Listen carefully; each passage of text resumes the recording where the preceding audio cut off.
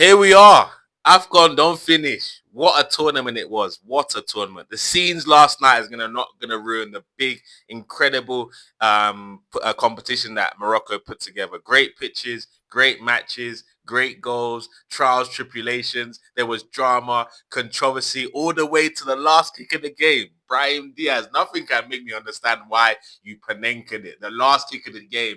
First AFCON in 50 years. Not 15, 50 years. And you decide to panenka. But now, I don't know. Did he make it out of the stadium? But there was loads of players to light up this tournament. I reckon the player of the tournament ended off the tournament. Papa Gay with a left foot screamer, and he's been one of the most, for me, the player of the tournament, followed closely by Iwobi, then by Brahim Diaz. If he'd scored that penalty, maybe things would have looked a little bit different. But he didn't. So I want to know who's your best players. I put a post earlier on. I'd like to know who do you think lit up the tournament. But in terms of Nigeria Super Eagles, in terms of the actual game that knocked us out, quickly I would say is we didn't show up to that game.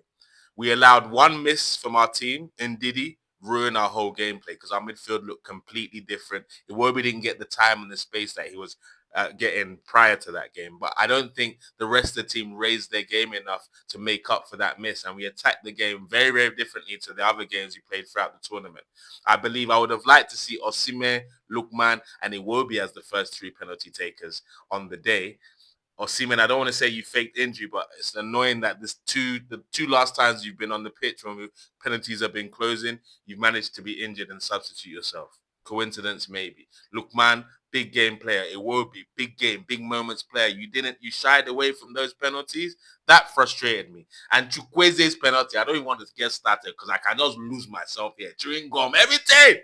And they vex. Oh, yeah. But that aside, the boys can be very proud of their performance in the AFCON.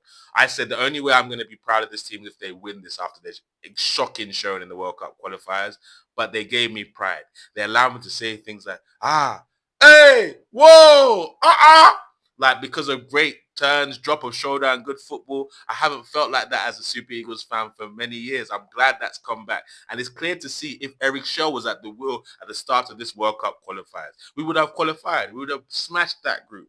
But there's no World Cup for us. We'll be watching from afar. I'm Niger Englishman, so I go, they World Cup somehow. They stuck me in. No, yeah, now.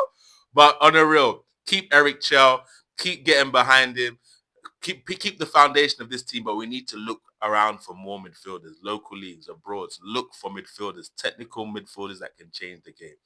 Big up Sadio Mane, sorry. Second AFCON, close your career, bro. Oh yeah, now.